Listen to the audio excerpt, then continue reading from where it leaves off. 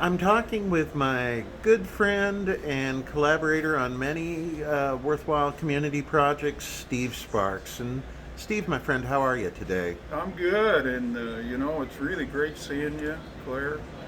I've missed you. I love you.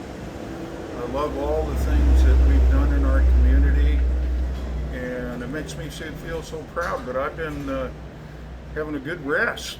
Excellent. You wore me out for 3.5 years on the Stepping Up initiative, but I have to tell you, in my lifetime, it was one of the most amazing experiences that I've ever had in community building. I mean, we have just done some great things here. And I can talk about that, and I'll just let you ask a couple of questions. That would be a good way to get started.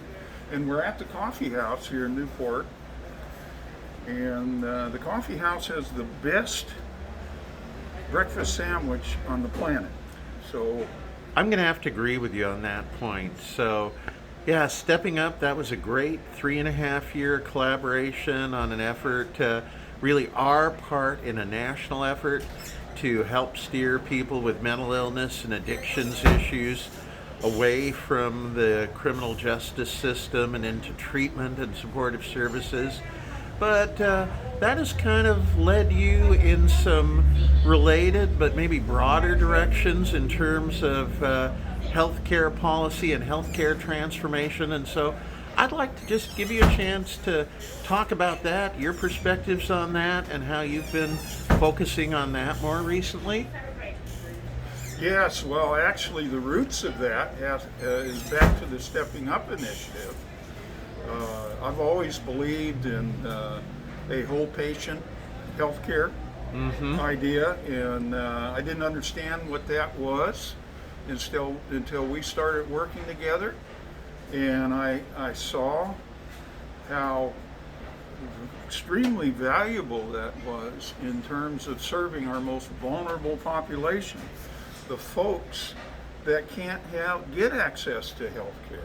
These are the folks that end up homeless. These are the folks that end up in the hospital and sometimes in jail. And I started really recognizing the importance of healthcare transformation. But let me tell you a story. You know, I'm a writer. I've started my next memoir, Finding My Soul Over Icicle Valley. We lived in Eastern Washington. I won't go into that right now. But I'm developing characters in my blog. I do a lot of writing on my blog and on a lot of things related to healthcare and behavioral health. So let me tell you the story about Jake, which will lead up to what the point is about healthcare, okay? It'll explain a lot of what we worry about every day, about our neighbors and loved ones that we care for. So Jake, I think Jake was born around the same time as you, Claire, about 1960. 59 in my case, Yeah. yep. Okay. Jake was a kid growing up in Oklahoma City. He was born right after, not too long after, within the same post-World War II boomer arena as you. His father served in World War II in the U.S. Navy. He was a Pearl Harbor survivor.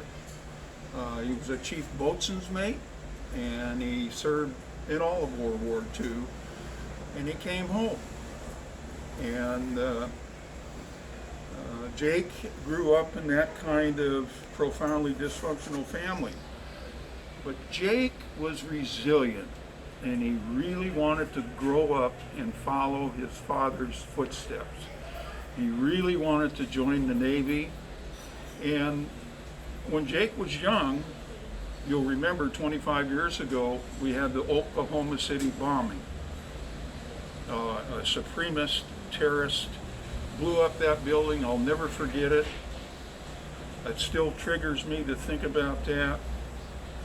But Jake saw that. He lived through that, and he told his dad, he said, the first thing I want to do when I'm 17 is join the Marines. So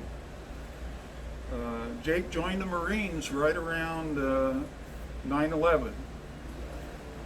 He watched 9/11 on TV. He couldn't believe it. He thought, well, geez, Oklahoma City, wow. But then he knew that he had to serve. He always wanted to be a Marine anyway. So Jake joined the Marines and went through boot camp, and he was really motivated. They sent him to the first invasion, the first occupation of Iraq. Unfortunately, Jake ran into an IED, and he got hurt. That was before we knew what traumatic brain injury was. He didn't even know he was suffering. So Jake finished his tour of duty. He went home, and he had big dreams. He wanted to have a family. He wanted to go to school, but he just didn't relate to his family anymore. His friends were all different, and he knew that he had some challenges, but he didn't understand it. And he tried to get help, but he just couldn't get connected to it. So Jake ended up hanging out with the homeless folks on the street in Oklahoma City. I've been there. I know where they hang out. I can't remember the place, but I've been there before. And he played the guitar, the mandolin, actually. So he really got along with these people. They turned out to be his brothers and sisters. He felt like they understood him, and they cared about him, and they hugged each other, they loved each other, and he could get the feeling that there is a neighborhood that he could, or community. But Jake had dreams. He wanted to make something of his life. He didn't like Oklahoma City anymore. So he took off and hitchhiked west. All the way west. He stopped off in several towns along the way. Some of them he liked, but he was never able to keep his feet on the ground. He suffered from alcoholism and addiction. He couldn't get off drugs, and it was just living on the street, living in a tent, playing his mandolin, and really kind of getting through each day. He kept going from one town. You know where he ended up, Claire? Nope. Newport, Oregon. Oh, wow. He rolled into our town, and the first thing he felt is that he found home. And from our own experience that that's not the first example of that. Not at all. From all over the world, and many of them are vets, just like me. I served during the Vietnam. I was lucky. I'm here. I didn't have to go through that. So Jake really felt good being here. Our community is a really caring and loving community. Thanks to you and your leadership, we've been able to build up our community resources, build community-based organization. We've been able to bring collaborators and partners into Lincoln County. And you and I and the sheriff got together in 2016, and we formed the A-Team to get that done. And look at where we are now. Anyway, Jake just couldn't find his way. So we tried to, the Newport community tried to help him. And in 2018, Jake ended up in emergency no less than 40 times. You know what the cost of that was? Staggering. Do you remember? I know. Close to $1 million. Think about that for a second. Jake was in and out of jail. He should have never been in jail. At that time, before we got everything together and before we had diversion programs, we were just about ready to open up some transitional housing, diversion programs, both on the front door and back door of the jail. We had Samaritan Health Services working with us, and we're really putting it together, but we couldn't help Jake. How many veterans like that? But you know what? I think we can do a better job now. Sadly, we found Jake one morning in the parking lot at PJ's, remember? Yep. So I'm telling a bunch of things that you probably ring a bell with you. Oh, yes. But they're a combination of different stories, and it's easy for me to tell it this way. Mm-hmm. Mm-hmm. So Jake didn't turn 60 like you. Jake is not here.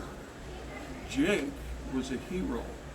Jake was an all-American boy who joined the Marines, went to Iraq, served, earned a Purple Heart, and he died in the parking lot of PJ's because we couldn't help him.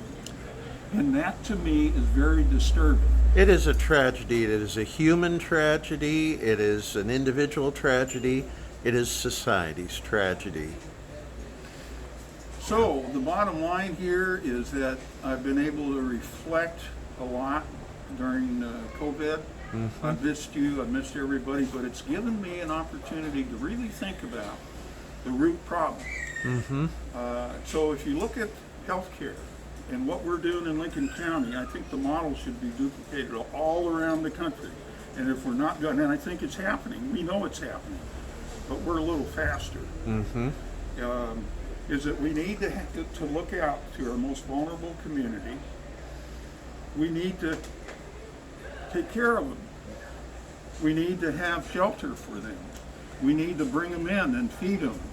We need to take care of them like they're our brothers, sisters, and cousins. We don't want them to die on the street. It's ridiculous to have. It doesn't have to happen that way. We spend less money by helping. They don't get better when we don't help them. They don't get better when we send them to jail. Mm-hmm. They don't get better when we put them out of jail on the street. That doesn't happen, so it costs $1 million in the ER. What could we do with $1 million, Claire? What could we do? What could we have done with that? Steve, you're asking the same question you and I and other people have been asking for years, but I really feel if there is any hope from tragedies like Jake's story is that people are finally starting to get it. That they're finally saying, we've got to stop doing business this way and find a new model. And we're helping this community find that model. And it gets back to leadership. Mm-hmm. It gets back to relationship building.